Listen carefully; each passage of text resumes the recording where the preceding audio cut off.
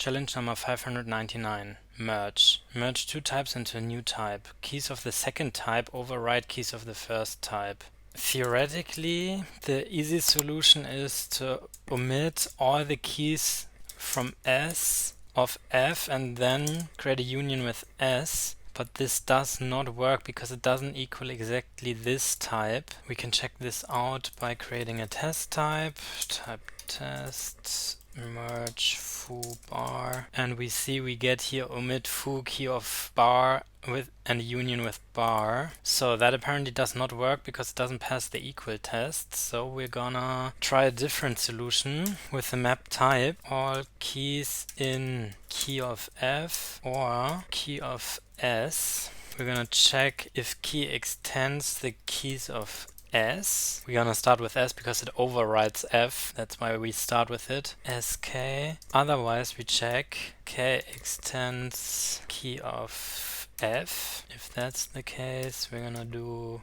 FK. Otherwise never. Oh, I did here a mistake.